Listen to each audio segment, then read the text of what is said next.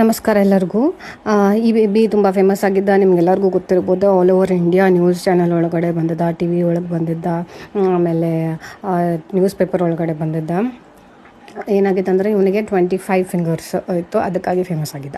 But actually ಏನಂತಂದರೆ ಇವ್ರ ತಂದೆ ತಾಯಿ ಇಬ್ಬರು ನಮ್ಮ ಒಪ್ಪಿಡಿಗೆ ಬಂದಾಗ ಹೆದರ್ಕೊಂಡು ಬೇಬಿ ತೆಗ್ಸೋಣ ಅಂತ ಬಂದಿದ್ರು. ಯಾಕಂದರೆ ಇವ್ರದ್ದು 5th and 6th anomaly scan miss ಮಾಡ್ಕೊಂಡಿದ್ರು.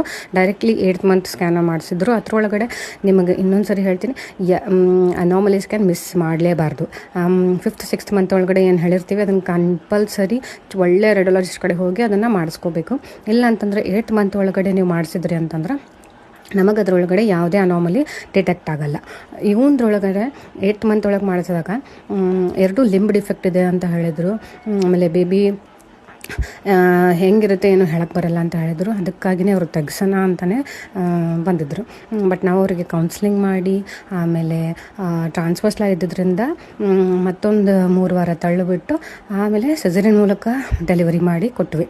ಆಮೇಲೆ ಇನ್ನು ನಿಮ್ಗೆ ಪಾಲಿಡೆಕ್ಟಲ್ ಇಲ್ಲ ಅಂತಂದ್ರೆ it is one very common birth defect. ನೀವೆಲ್ಲ ಕಡೆ ಭಾಳಷ್ಟು ಜನಕ್ಕೆ ನೋಡಿರ್ತೀರಿ, ಒಂದೊಂದು ಕೈ ಇಲ್ಲ ಕಾಲು ಒಳಗಡೆ ಎಕ್ಸ್ಟ್ರಾ ಬೆರಳಿರ್ತದೆ. ಬಟ್ ಈ ಪಾಪುಗೆ ಏನಾಗಿತ್ತು ಅಂತಂದ್ರೆ 2 ಕೈ ಒಳಗಡೆ ಎಕ್ಸ್ಟ್ರಾ ಒಂದೊಂದು ಬೆರಳಿತ್ತು. ಆಮೇಲೆ ರೈಟ್ ಲೆಗ್ ಒಳಗಡೆ 1 ಮತ್ತು ಲೆಫ್ಟ್ ಲೆಗ್ ಒಳಗಡೆ 2 ಬೆರಳು ಎಕ್ಸ್ಟ್ರಾ ಇತ್ತು. ಸೊ 25 ಫಿಂಗರ್ಸ್ ಆಯಿತು. This is related to genetic mutation. ಮತ್ತು ಹುಟ್ಟಿದ ಮೇಲೆ ಇವನಿಗೆ ಮತ್ತೆ ಫೆಟಲ್ ಇಕೋ ಮಾಡ್ಕೊಂಡು ನೋಡ್ಕೊಂಡ್ವಿ. Just rule out any congenital heart defects. ಆಮೇಲೆ ಅಲ್ಟ್ರಾಸೌಂಡ್ ಮಾಡ್ಕೊಂಡು ನೋಡಿದ್ವಿ abdomen and pelvis. Nothing was there. He was fine. I'm grateful to God that he was delivered and ತಂದೆ ತಾಯಿ ಒಳ್ಳೆ ಡಿಸಿಷನ್ ತೊಗೊಂಡ್ರು.